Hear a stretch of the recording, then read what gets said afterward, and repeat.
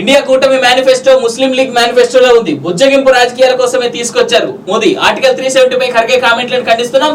జమ్మూ కాశ్మీర్ ఇండియాలో అంతర్భాగం కాదా? సౌత్ ఇండియాను ప్రత్యేక దేశంగా ప్రకటించాలా? బీహార్ బెంగాల్ ప్రచార ర్యాలీలో ప్రధాని ఫైర్. ఈ విషయం నేను కూడా ఏకీభవిస్తున్నా. ఆర్టికల్ 370ని రివోక్ చేస్తామన్న లఫూట్ స్టేట్మెంట్ ఇచ్చినటువంటి పార్టీ కాంగ్రెస్. ఇంతకంటే దౌర్భాగ్య పార్టీ నాకు తెలిసి ఇంకోటి ఉండదు. ఆర్టికల్ 370 ఎప్పుడైతే అమల్లోకి వచ్చిందో, ఆర్టికల్ 370ని ఎప్పుడైతే తీసుకొచ్చిందో, ఆర్టికల్ 370 రద్దు చేసిన తర్వాత బీజేపీ పార్టీ ఎక్కడైతే జమ్మూ అండ్ కాశ్మీర్ అనేటువంటి లొకాలిటీ ఉందో అక్కడ ఆడవాళ్ళు చాలా స్వేచ్ఛతో తిరుగుతున్నారు. ఇంతకుముందు రోజుల్లో లాగా రాళ్ల దాడులు కానీ, గన్ ఫైరింగ్లు కానీ, ఉగ్రవాదుల చొరబాట్లు కానీ చాలా వరకు లేవు. ఆతంకవాదుల్ని ఎప్పటికప్పుడు ఏరివేస్తుంది అక్కడ ఉన్నటువంటి ప్రభుత్వం అనుకోవచ్చు, లేదంటే అక్కడ ఉన్నటువంటి ఆర్మీ అనుకోవచ్చు, అక్కడ ఉన్నటువంటి పోలీస్ వ్యవస్థ కావచ్చు. ఇంతకుముందు రోజుల్లో నాకు తెలిసి కాశ్మీరీ ఫైల్స్ అనేటువంటి సినిమా ఎంతమంది చూసారో నాకు తెలియదు.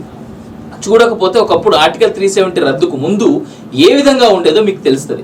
ఆర్టికల్ 370ని రద్దు చేసేస్తాం మేము, ఆర్టికల్ 370ని మళ్ళీ అమల్లోకి తీసుకొస్తాం అనేటువంటి ఒక హేయమైనటువంటి స్టేట్మెంట్ ఇస్తున్నటువంటి కాంగ్రెస్ పార్టీని ఏ విధంగా నమ్మాలి అనేటువంటి మాట కాంగ్రెస్ పార్టీయే చెప్పాలి. అంటే జమ్మూ కాశ్మీర్ అనేటువంటిది భారతదేశంలో భాగం కాదా? అది పాకిస్తాన్లో భాగమా? ఓ పక్క బీజేపీ పార్టీ ప్రయత్నిస్తోంది పాక్ ఆక్యుపైడ్ కాశ్మీర్ పీఓకేని కూడా భారతదేశంలో కలపాలని. అఫ్కోర్స్ ఛాలెంజెస్ ఉన్నాయి. పీఓకే గనక భారతదేశంలో కలిస్తే ఏ రకమైనటువంటి సేఫ్టీ అండ్ సెక్యూరిటీని పీఓకేలో ఉన్నటువంటి జనాలకి భారతదేశం కల్పిస్తుంది అనేటువంటిది.